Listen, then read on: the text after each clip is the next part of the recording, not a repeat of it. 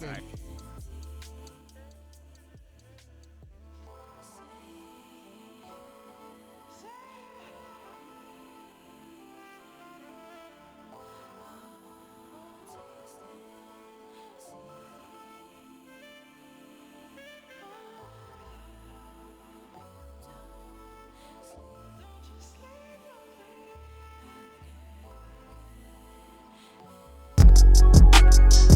Hey, this Manna Mike.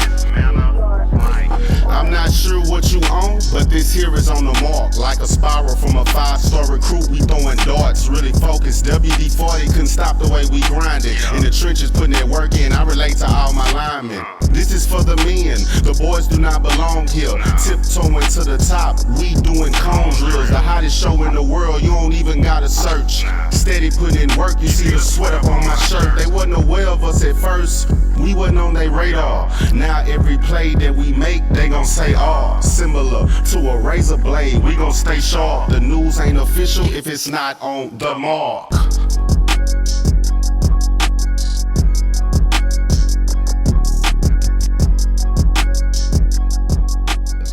Yep. What it do? It's Wednesday. We're up here on the On Your Mark Show, powered and sponsored by Epic Sports Apparel. Every player compete. Man, it's Wednesday. We're in the stretch of the football season. I got a player here with an interesting story. Listen. So everybody wants to go to college, right? We see guys get offers. We see, guys go on recruiting visits. We see them, take this next steps to get to the next level. But what happens when you get there?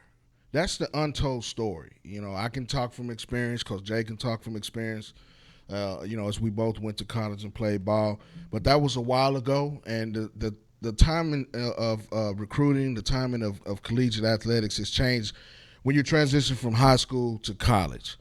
And we're going to talk about that today with our special guest. Of course, my guy, Coach J, in the building. On the road, Coach J, what it do? Man, what it do? Always a blessing, Mark, to be in the building to help these young athletes navigate their recruiting. Always a blessing. Let's go. Absolutely, man. That's what we do it for. We're here to help educate and elevate you at the same time, parents and players. But we got a special guest in today. I'm going to let him introduce himself, tell everybody where it's from, and then we're going to get into the meat and potatoes of it. Go ahead. What's going on, y'all? My name is Nick Hardeman from DeSoto, Texas. You know what I'm saying? I'm a DB, and I'm glad to be here. Absolutely, Nick, man. We appreciate you giving us a little time. But let's go back to high school, how you got started in high school, where you played at, and talk about your high school career a little bit. Okay, so for starters, I only played my senior year. So I was playing basketball freshman, sophomore, junior year. Yeah. Okay. Then my senior year, I ain't had no offers in basketball, so I was like, I'm going to switch over and go ahead and play football. Okay. So I went to Trinity Leadership High School in Cedar Hill. Shout out to Trinity. Yes, sir. Yes, sir. Hey, big game this week. Hey, the boys undefeated right now. Yes, sir. Hey, Talked to Coach Davis yesterday, man. Shout out to the Trinity, man. Them Tigers, they on the move. But go ahead, Nick. Yeah, so went to Trinity Leadership, and we ain't had the greatest season, you know what I'm saying? UIL stuff happened, but I got an offer from Sewell Ross State to go play there, D2 in West Texas, so I signed there. And, what you want to talk about, Nick? All right, well, so let's talk about high school a little bit. You go into your senior year, and you really start to dive into football. You end up transitioning to the defensive side of the ball. Talk about coming from basketball. What was different about both sports, and how did basketball help you with football?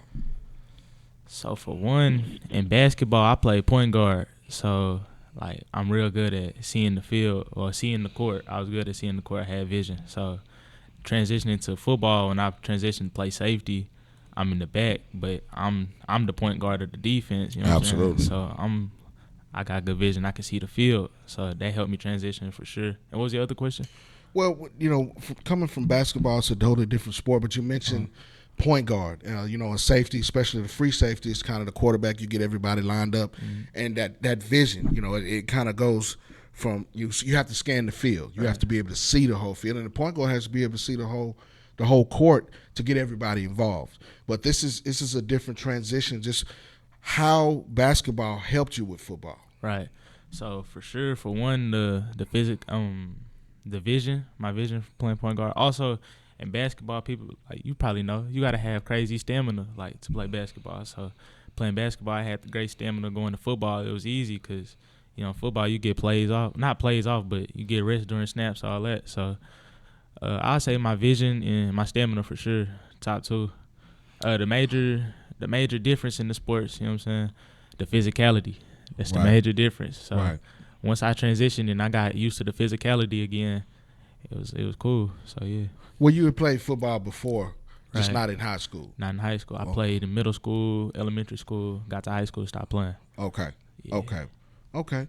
Well, I mean, playing multiple sports is a thing that helps kids develop. We talk about these type of things all the time, and making the transition. And you mentioned now you didn't have any offers from basketball. Mm-hmm. So in your mind, what did you think about going to football that you thought maybe you could play at the next level? That because this is a conversation we have all the time. Mm-hmm. You got guys that are really good as basketball players, but it may not translate over to the next level. I think that's great critical thinking. You know that you want to go to the next level, but it may not be in basketball. A lot of times we get the guys that are called tweeners. You got these guys down low, 6'4". 6'5", that may not be tall enough to play down low at the next level in basketball, but they can go and play football or baseball, another sport. So talk about what your thinking was into getting into that getting into that bag. Okay, for sure. So for one, I'm 6 foot 6'1". I play point guard, but I noticed like everybody at the next level, the point guards, they trying to get the 6'5", 6'6" guys now. So it was like, for one, I started noticing that, and then for two, my football coaches then at the school, they just kept trying to pry me over to football like since my junior year because they noticed my long arms, you know what I'm saying? All Absolutely. That. So they was like, hey bro, come play. And then the school, my teammates, my football teammates, they just kept prying me over. So after a while, I was like, all right, let's do it. Right. And I showed up to summer workouts that summer. Got busy. Well, I mean, that's a good thing. And Coach J, we talk about these type of things all the time. You mentor a lot of kids, coaches, well, not coaches, but players and their parents. And sometimes you get to that particular point where, hey, you have to transition and go to another sport. Just speak on that a little bit and how you try to impress that on parents and players. Yes, sir. Actually, Nick is one of my guys. Just brought him on to C2C Consulting. Very excited for where he's headed. But the one thing, especially with basketball, Mark, is, parents have to understand that across collegiate sports, they do not look to scholarship average play. And that is not disrespectful to anybody that's playing sports, but there's a different level of accountability, a different level of approach, and a different level of things that they're looking for at the collegiate level that some kids just don't check all of those boxes. So you have to be fluid in your approach to wanting to play sports beyond high school. And if you can play multiple sports, if you're really, really good at basketball but not elite, then you're probably going to be really good at football and potentially become elite. So those are just a couple of things that you can look at. The one thing I've always looked at, even with my own kids, is if you're not ranked in the top 500 by your freshman year, chances are it's going to be really hard to get scholarship offers your senior year, unless you're in a situation your senior year you go bananas and have, just off the charts, stats and just dominate in a school system or a conference that is loaded with talent. Those kind of things happen, here and there, but for the most part, if it's just we're looking at getting recruited, then you got to have the numbers, you got to have the leverage, and you have to have those things early because basketball, they're looking to grab and identify talent as early as possible and get those guys because basketball, you don't have multiple scholarship numbers money-wise to pass out to as much as you would per se football. So they're going to be way more selective, and basketball is being recruited worldwide. So that net is a lot bigger. That pool is a lot bigger to choose from. So you got to get in as early as possible. And I'm only talking, the major schools. NAI is probably a little different, but if you're talking about going to the bigs, then you have to be identified as early as possible. Absolutely. Basketball is a little bit different. Basketball and baseball are a little bit different. Sometimes you can get identified late in football and still get a chance to go to the next level. But basketball and football, basketball and baseball are two that you have to be identified very, very early because, kids and the competition change in all sports as you move up and age up.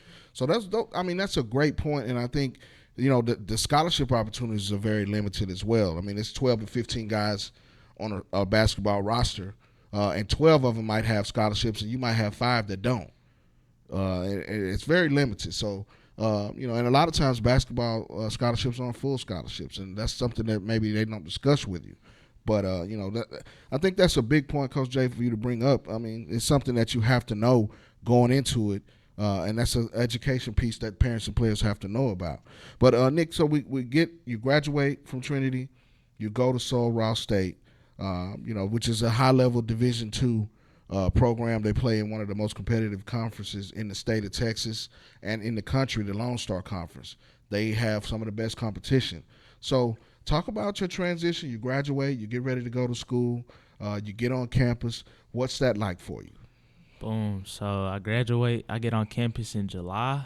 We start summer workouts. It's cool. I'm doing pretty good. I'm getting reps with the first team. You know what I'm saying? So I'm doing good. But what people don't talk about is the mental part. The mental part of being in college, like going. Let's see. Sul Ross was 7-8 hours away, middle of nowhere, desert land. I'm talking. There's not a Walmart. There's not a Target, a Home Depot, none of that. Right. You grocery shopping at Dollar General. Right. You know what I'm saying? So right.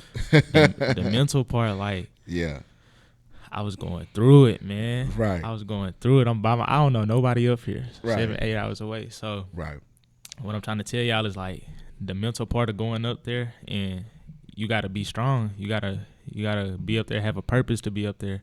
And when I was up there, I'm doing good in football wise, but mentally I'm doing terrible because I didn't have my purpose for being up there. Right. I was up there just to play football, but it was it wasn't adding up. It just wasn't right in my head. Right. I'm in the middle of nowhere. I wasn't messing with it. So right. You just got to be strong mentally, and yeah. Well, talk about what practice is like for you. That's a big mental challenge as well. Yeah. You spoke about the distance. First of all, let me backtrack a little bit. What did you know about Sul Ross when you got there? Did you ever take a visit? Yeah. So when you took the visit, did you notice the drive, or you just were so excited that you had an opportunity to play at the next level? Okay, I'm glad you asked that. So let me backtrack. Absolutely. So coming out of high school, I had 2 offers. Okay. I had an NAIA offer from McPherson College. Absolutely. Okay. Yeah. So I actually signed there to begin with, and then I flipped on signing day and signed to Sul Ross. Okay. So then I took the visit after I signed to Sul Ross. Okay. So you've never been there. Right. Okay. Let me Go ahead. I took the visit and signed while I was there. There you go. Okay. Yeah. Okay. But when I got there, I already knew I wasn't going to McPherson, so it was this my only option. So whatever it is out here, we're gonna have to deal with it. So when I got there, me and my mom, we where the Walmart at? Where the where everything at? You know what I'm saying? So but nah, the school, it's a great school. Coaches was great to me. Right. It was just it didn't work out for me in the end. But okay. So here's another question. Had you taken a visit to McPherson? I did. Okay. McPherson, it's in Kansas. McPherson is in Kansas. So funny story about that. Shout out to McPherson. I actually was supposed to go there myself. I took a visit. I took a 16-hour bus ride from Houston to McPherson, so I know a little bit about McPherson. But go ahead and talk about that a little bit. Talk about the visit? Yeah. Okay. So and what made you change your mind ultimately? Okay. So for one, the visit was cool. I think McPherson was 4 or 5 hours away from the house. It was cool. It was a cool drive. Got there. As soon as we got there, talked to the coaches. Vibe was great. I was there with my teammate from high school. His name's Sparrow, Jalen Sparrow. Mm-hmm. He working right now too. Shout out Jalen. Absolutely. So we took the visit. It was cool. Got, you know what I'm saying, put on all the gear, took the pictures. It was cool. But the reason I decided not to go there was because, for one, out-of-state fees to go to school, you got to have financial aid and all that. But even after the financial aid, like, I don't remember how much exactly I had to pay, but it was still too much for what I wanted to pay. So I was like, then I got the offer from Sewell Ross. Mm-hmm. Because I hadn't had the offer while I was on the visit. I hadn't had the offer yet. Funny thing is, the coach from Sewell Ross actually texted me, Coach Davis, he actually texted me, I think, a day or two before signing day. So that's how all that happened. But, yeah, I decided not to go to McPherson because I didn't want to pay those fees. And then also, like, the level of competition, like, no shade to McPherson, but Sewell Ross, just competition was way better. So I was like, I'm going to go out there. Okay. Better opportunity. So, yeah. Well, I mean, that's a key. And, you know, the reason I'm bringing up these questions is these are the questions that guys have to have, you know, within their circle, but just the players and the parents themselves. Mm-hmm. When you go off to these visits, you know, a lot of times, you know, you spoke about, you know, being comfortable, they treated you well, but then the financial aid part of it. I mean, not everything's a full scholarship. You know what I mean? There's out-of-state fees. Like, those are some of the considerations that you have to take in when you're making a decision about going to the next level. And that's the reason we have Nick here, you know, telling his story, because he's been through it and he's experienced it. And we want to educate and elevate you and you know, help parents and players to, you know, maybe help decide in their decision, because the first signing day is coming up in a few weeks in December. Mm-hmm. You know, and it's a big decision. It's a life-changing decision. Right. It's one that you have to be sure about when you get there. So talk about that a little bit. Now you signed with Sewell Ross, which, you know, you thought was a great situation. You went down and you visited. Now you get to practice, and now you're fully in school. You know, you mentioned, you know, some of the comforts of home weren't necessarily around you. That's something that you have to take. And Coach J, you talk about this all the time when it comes to visiting. You know, taking into account, you know, what's in the town. What's the favorite place to eat around town? Where do you shop? All of those things have to go into it. And, Nick, you found out firsthand. Mm-hmm, for sure. So being there, let's Absolutely. See. Mark. Go ahead. I'm sorry. Go ahead, Coach J. Okay. So parents that's listening in, please share this for any kid that's in high school that's thinking about, you know, going to college. In my consulting with parents and kids, I force them to dig deep. It is way more than what's on the surface.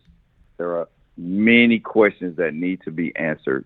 The most important thing, and Nick found this out, and Nick and I are working closely together for him to understand and to become empowered, so that the next time when he steps foot on campus, he has the tools that's necessary to stay wherever he decides to go and work through all of those situations.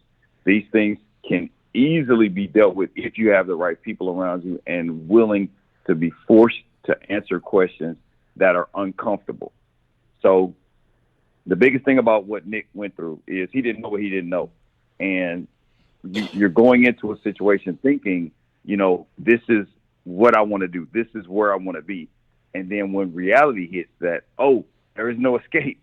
I have to be here. There is nothing to do but focus on what I'm here to do.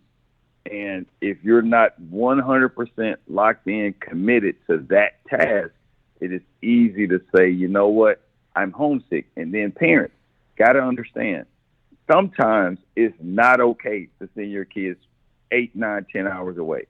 If they're not used to it, if they're used to being at home, if they're used to certain cultures, you can't switch them abruptly and expect them to be 18, 19 years old and adjust quickly. That is one of the biggest mistakes we can make with our kids. So we have to look at those things with a fine-tooth comb, know your kid, know the situation, and try to choose what's best. And sometimes kids need time and opportunities to mature. This is a call I get at least 8 times a year. Coach, I'm too far away. Can you get me in a portal? I went too far. And my question is, well, why didn't you think about that beforehand? I told you that's going too far, but you're looking at opportunities. You're not focused on every detail. So sometimes it's not okay to learn the hard way, because we see once you get in the portal, there may never be a way out. So you have to look at things deeply, strategically before you go in, and then hope for the best. And then once you get in there, you have to have that outlet to say, okay, what should I do? I've ran into a brick wall. What should I do moving forward? So that you can learn and understand that sometimes the best thing to do is nothing but stay where you are, keep working until something else happens. Because now Nick is finding out the hard way that everything got to start over. So now he has to have a different mindset going back through. So the blessing is he's going to be prepared, highly prepared when he goes back. But not every kid has access to that kind of tutelage and mentoring. So that's what parents need to understand. Don't just say, okay, my kid got a scholarship offer, the school looks nice, it's great on the surface, because the first time you go, if you only went once and you went when the school invites you, of course it's going to look amazing. They're going to make sure that all the bells and whistles, but once all the fluff is gone and you have to be there, then what? That's when you got to have a plan. You got to have a strategy going in to say, hey, if this happens, how do I respond? If that happens, how do I respond?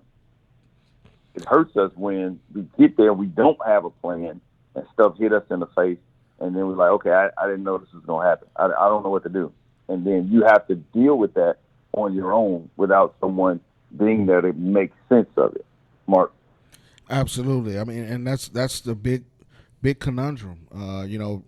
It's hard to make a decision. It's a life-changing decision. It's not a decision that you should make on your own. It's the reason that you have people in your life. You spoke about your mom. It's a family decision. It's something that you don't have to make as a family. Sure. But, it wasn't all bad. And that's not what we're here to talk about. But we're just talking about navigating the process so that you have the tools to learn how to navigate the recruiting process, how to choose the proper school, the right fit. You spoke about playing defensive back. So when you go in, you get the Soul Rouse. How was the scheme? Did it fit what you, your skill set? How was that when you got to practice? So let's see. I played a lot over the top safety in high school. Yeah. So we did a lot of that in practice. So right. For sure, it fit my scheme, and it was easy. Like the transition, like on the field wise, I wouldn't say it was easy. Right. Because you going to the next level. Everybody bigger, stronger, faster. Absolutely. So it definitely wasn't easy, but once I got in the playbook and started understanding everything, the transition, like mentally on the field, it wasn't that hard. Okay. Yes, Well, I mean, you have to understand that there's a learning curve. You know what I mean? And you spoke about it, and we talked a little bit off camera. You playing against grown men now. Yeah. How does that shape you mentally, and how did you try to overcome that? Because everybody's coming in, even at, it doesn't matter where you go to school, Division II, Division III, Power 4, JUCO. Everybody that's coming was all state, all district, a top performer on that team. They were the guy. Mm-hmm. Now you got a group of those guys, and you have to fit in that. Talk about that a little bit. So boom, when I got to Soul Ross, I was about 170, maybe 175, and like I said, it's grown men with wives and children, like dudes for real. So when I got there, like it was just a I don't know what the word is. It was just a surprise, like. Mm-hmm. So learning how to eat right, get bigger, get stronger, get faster, and get in the weight room, and just you gotta level up. You gotta level yourself up, or you're not gonna make it out there. You're not gonna make it at that next level. So. Right. Now talk about the adjustment to going to school. You talk about your environment, how practice affected you, but talk about the classroom and how you adjusted to that as well. Okay, for sure. So college is not like high school. Youngest watching, college is not like high school. If you fail in that class and you slacking off, you BSing, them college professors, I ain't gonna say all of them, but most of them, they don't care. They don't care you play football. They don't care about none of that. So if you're not doing what you're supposed to be doing in the classroom, you're not gonna be on the field. That's just what it is. And not saying I was failing in nothing. I was doing good in class, but I seen guys that wasn't doing what they were supposed to be doing, and they wasn't on the field. They wasn't in practice. They wasn't doing nothing. So, yeah. Right. Also, if you're not showing up to class, they will tell your coaches, and when your coaches find out, you will be punished. So go to class, bro. But yeah, absolutely. Now, what did you decide to study when you were there? I majored in business administration. Okay. Yeah. Okay. So I want to own multiple businesses one day. I want to be an entrepreneur for sure. Okay. So I decided to be in business administration, and it was a cool program. Absolutely. Now, you spent some time at Sol Ross, but you decided to make a change. Talk about that. What goes into your decision? You get there, you kind of start to get your feet wet, but you realize this may not be further. You talked about being far away from home. The situation just wasn't fitting you at the time. Right. What goes into making that decision, and where do you decide to go from there? Okay, so for one, I was about 8 hours away again, like I said, and also I wasn't liking the environment I was living in. Other than that, football was going great, but I decided to leave. So I ended up going to Texas A&M Commerce, another small town. Okay.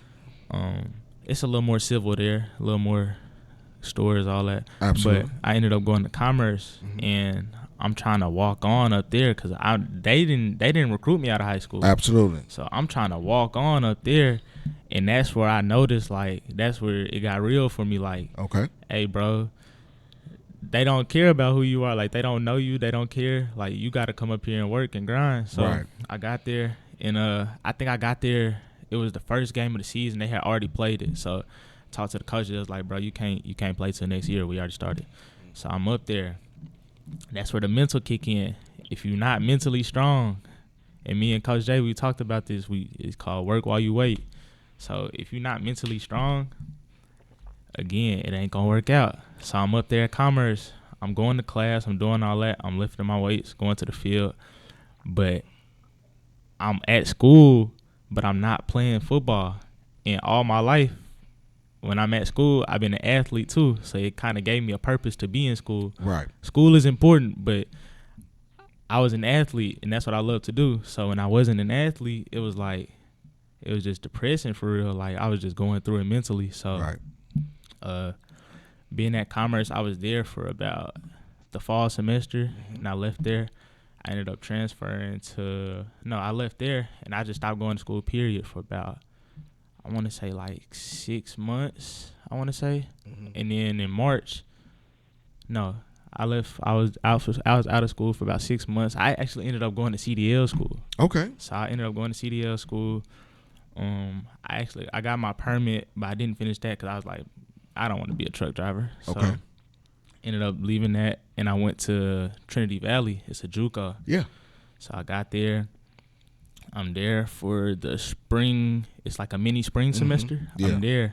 Yeah. And I didn't stay there. My homeboy, Jalen, that I was telling you about earlier, he was there actually, and it didn't work out for him either. They actually cut all the walk-ons. So, like I said, walk-on situations, they don't care about you for real, bro. I'm letting you know you got to grind. Right. So, after that, I started working. So, I started working 2 jobs. And I just started getting to the money until I got another opportunity. So, yeah. So, talk about JUCO a little bit. Okay. How long? First of all, how long were you there? I was there for 2 months. Okay. Yeah. So, JUCO is a different situation. You know what I mean? And I want you to speak on that a little bit because not a lot of people get a chance to, they have the last chance users, things like that, and people kind of get to see behind the scenes a little bit. But it's a different animal. You talk about grown men.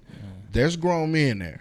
There's real athletes that kind of fell on hard times and situations, or either they come out of high school and don't have the academics where they need to be, or a lot of times JUCO can be the situation where someone's a late bloomer and they get an opportunity to kind of develop more.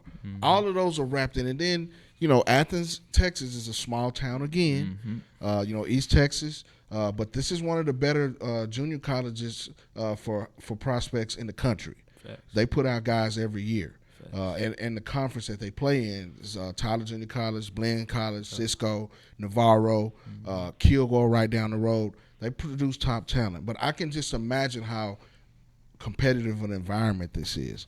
Talk about that a little bit and your experience in JUCO. All right, so for one, the living conditions, the dorms. Hey, bro, you better get to cleaning up. Because when we got there, it was me and Jalen. And, bro, it was terrible. I'm talking the showers. Like, it's crap all over the floors, all over the toilet, all over the it's stuff everywhere. Like, Right. So the living conditions, for one, you got to have to get used to that for sure. Right. Not saying every JUCO like that. My dorm was like that. Right. So that's one thing. For two, again, you there with grown men, but these men, they probably even hungrier than the ones that's at the next level because they trying to get there. They trying Right. to feed their family, all that. Absolutely. So the competition, don't think JUCO competition sweet because it's definitely up there. I actually wasn't on the team yet, but just talking to guys and experiencing what I've been through already and seeing what they was going through, I noticed that JUCO is a different animal for sure. Yeah. It's humbling. It can be humbling, Yeah. but it can be a place that, it creates a survivor out of you. And, listening to your story, and talking to Coach J for a couple of weeks, you seem to be hungry now, Sure. So tell me from these experiences what you learned and how this has reset your, button and how hungry you are to get back to work and try to get back to it. Man, so I'm gonna let y'all know now, the real world is real. Like, I'm been working 2 jobs, just trying to get money, trying to survive, cause I'm not in school no more. My mama not just paying for stuff no more. I got to get it on my own. So the real world, very humbling, very real, and I decided that it's time to get back to work, cause I know I can still do it. I know I still got it in me. I know what I can do. So yeah. And Coach J been great for me. Coach J been great for me from talking, like mentally, what I gotta get to, what I gotta do to get to where I want to be, how I gotta do it, and just working me out, training me hard, getting me right, getting me prepared, so that when I get there in the spring semester, wherever I go, I'm prepared and ready to produce. So yeah. Absolutely, Coach J. This is one of those things where you have to trust the process, and it starts from the ground up, literally, physically, and mentally, and you have to have that mental makeup. And Coach J, you talk about these type of things all the time. As far as we just spoke about, getting away far from home, knowing your environment when you get there. These type of things are things that go hand in hand with being recruited. Man, let's talk about that a little bit. And now, since Nick's on the other side, the process now that you're going to try to get him on the right path. Yes, sir. So, number one, Nick's an amazing young man. And there are a lot of athletes out here, Mark, male, female, that are amazingly athletically talented but don't have the necessary empowerment to understand all of the intricacies of, what college sports is going to look like. And that's not their fault at all. So they're going in, with the hopes that things are going to work out the way they see them in their mind. But then when things go, south, then we kind of get lost in the sauce of, how do I handle it, right? And that's where that fight or flight mentality comes in, and you have to decide. But if you don't have the tools necessary and the network to help you through that, it becomes increasingly difficult to manage. Now, moving forward with Nick, that the game plan is, now that he's been there, okay, we already understand you don't know what you don't know. So now we start talking from a foundation piece, right? So the physical foundation piece is he's always been athletic, right? So we're just adding a little more explosion. We're working from the ankles up to the brain. And then we're talking about the business side of college sports, getting him mentally ready for any and all scenarios that may come. So that way, when he's there, he's like, okay, I've been here before, or I've heard this before, I've seen this before. I know how to deal with it. All I have to do is keep my head down, keep working, and just really teaching him the little things that coaches really want to see in him. And the most important thing we always talk about, Mark, is work while you wait, because nothing is always going to happen the way you want it, when you want it. So you have to be in a position to be patient, but work your butt off while you wait for the opportunity. So with that mindset, great things can happen. And another thing that I don't want him or any other young man that plays football to think, and we see this a lot, Mark, a lot of young men think that I got to play or else I'm going to be depressed. No, football is an extension of you. It is not you. It's just an extension, and that vehicle will end at some point. You don't know when that will be. No one knows. But understand that football is not your life. It is a part of your life. Now, if you want to extend it, coach football, be manager in football once your playing days are up. But do not allow the physical act of playing football to make you believe that is your life. It's not. Don't ever get caught up in that mentality, because when you're not playing, that's when it can defeat you mentally and send you spiraling into depression. And there's no reason for that. Absolutely, but you also have to be able to have a strong willpower as well. Absolutely. We were talking a little bit off camera. I can tell you from experience, I've been through all of those experiences. Where I thought football was all I needed to do, but it got in the way of me getting my education as well. So never stop trying to educate yourself in some form or fashion.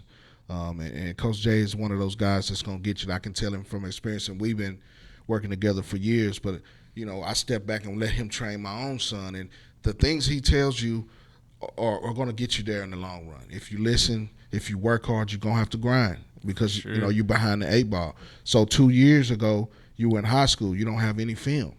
You know what I mean? And that's a big part of it is, from a scouting perspective, you have to be able to, when a recruiter's looking at you, they need to see that film. You're 2 years removed. What's changed about you? Did you gain weight? Did you get slower? Did you grow anymore? All of those type of things, the traits that you had when you were in high school, 2 years removed from the game, you may have them or you may not. So you have to tap into that, and that's what he's great at doing.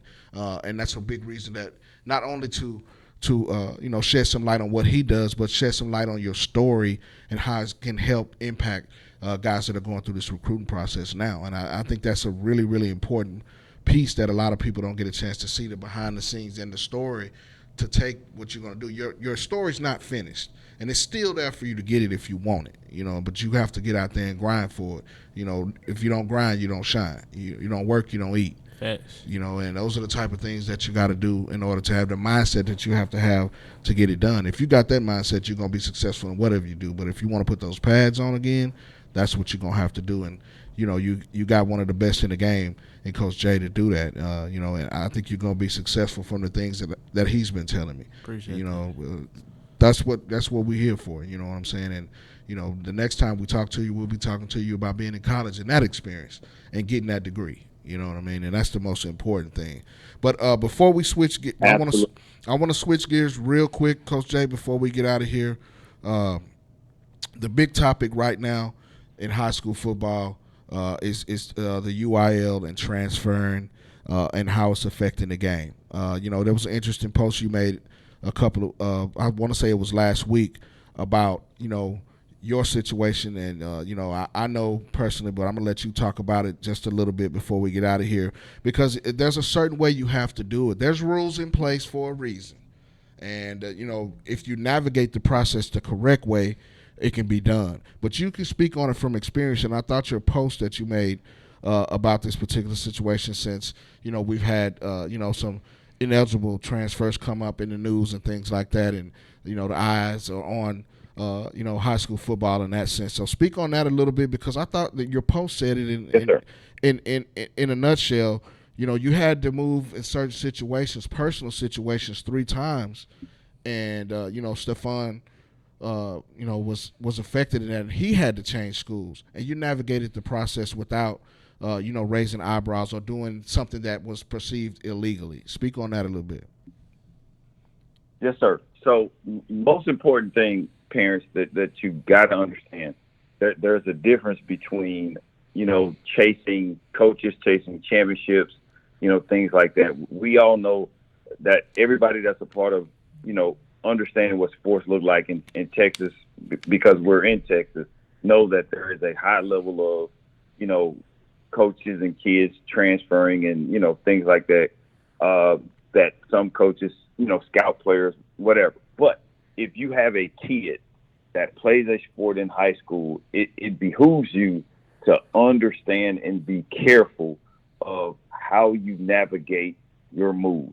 If you're, for instance, if you're in the same city and you're not with your child's mother or father and you live on opposite sides of town and you send your kid to a school that's not located where either one of you live, UIL can say that kid is ineligible to play, that he got to pick one of the two.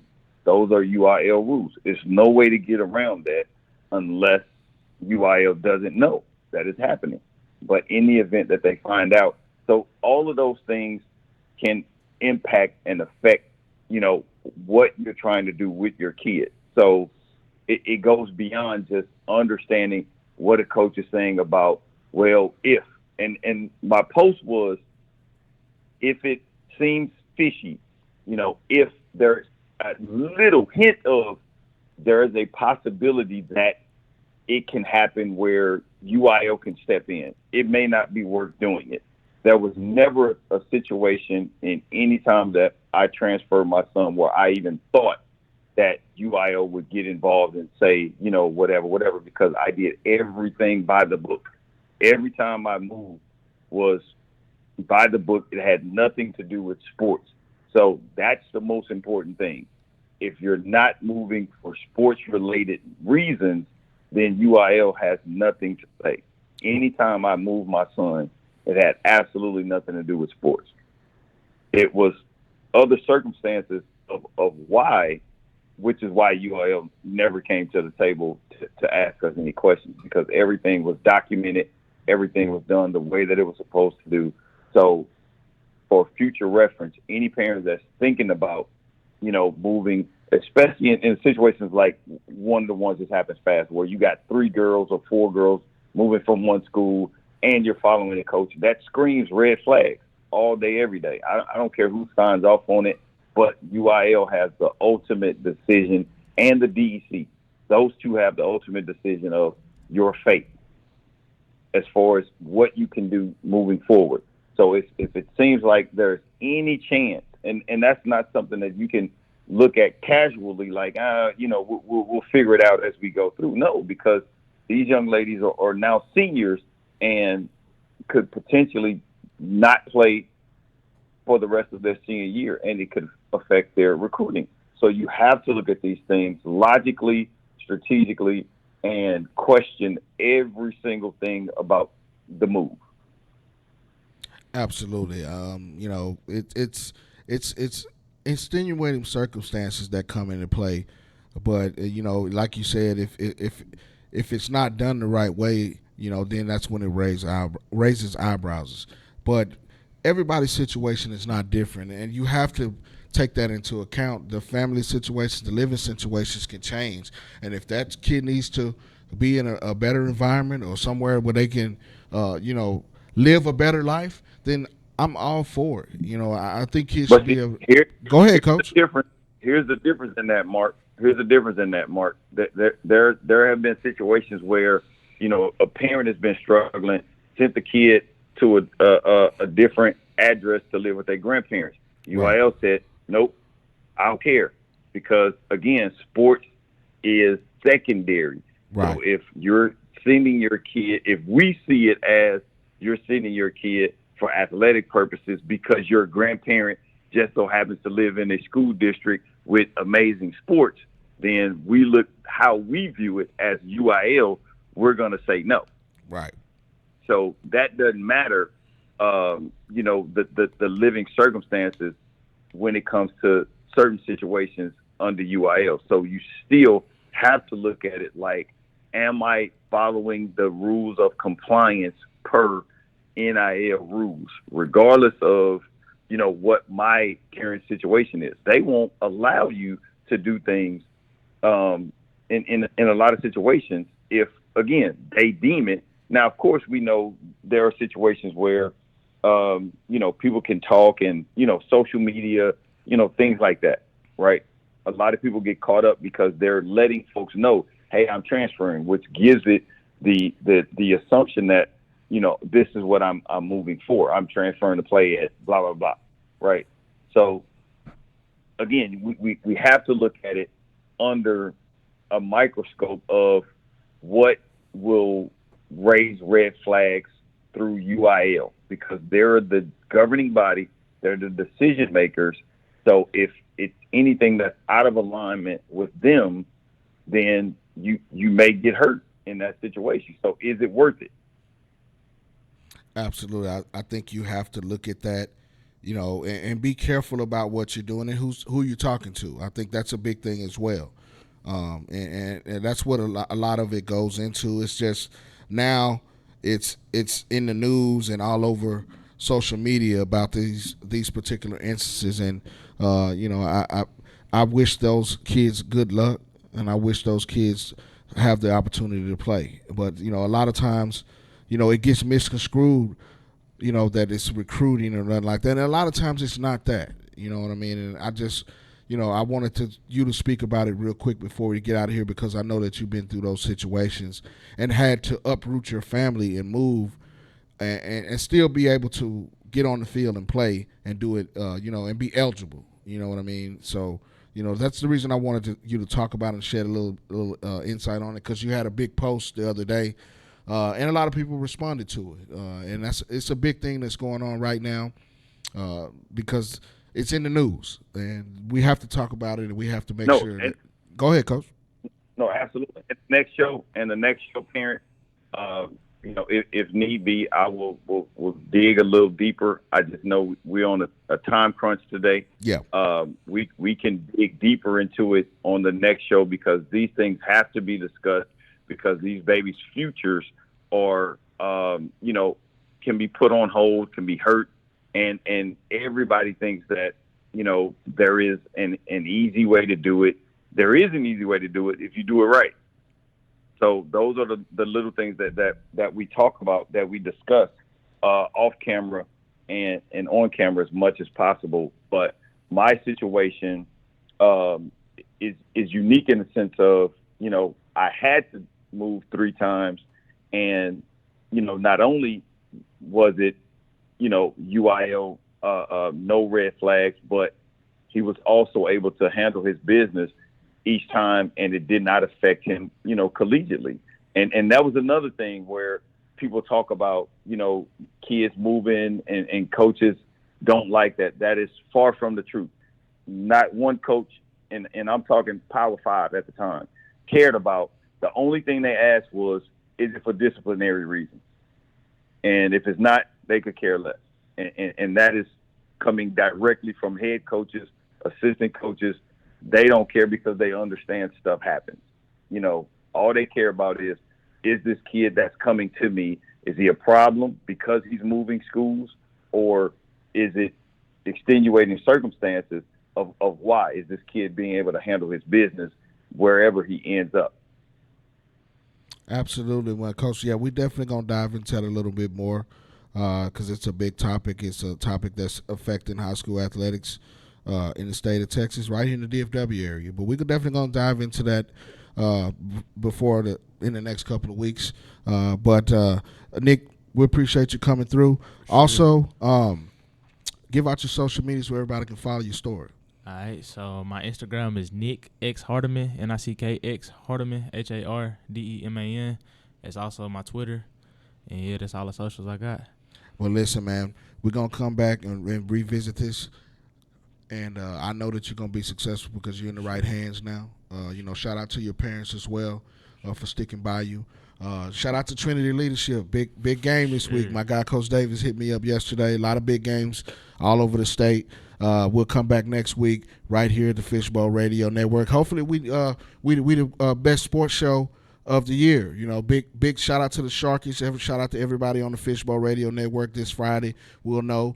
I'm claiming it right now. You know what I'm saying?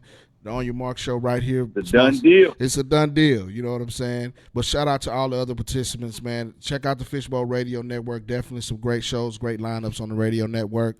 Shout out to my guy Gabe behind the ones and twos. My guy Angelo, Sammy, love you. You know what I mean? We're going to be back next week right here on the Fishbowl Radio Network, the On Your Mark show, powered and sponsored by Epic Sports Apparel. Shout out to my guy Maynard Mike as he takes us out. Hey, this Manna Mike. I'm not sure what you own, but this here is on the mark. Like a spiral from a 5-star recruit, we throwing darts, really focused. WD-40 couldn't stop the way we grinded. In the trenches, putting that work in, I relate to all my linemen. This is for the men, the boys do not belong here. Tiptoeing to the top, we doing cone drills. The hottest show in the world, you don't even gotta search. Steady putting in work, you see the sweat up on my shirt. They wasn't aware of us at first, we wasn't on their radar. Now every play that we make, they gon' say, oh, similar to a razor blade, we gon' stay sharp. The news ain't official if it's not on the mark.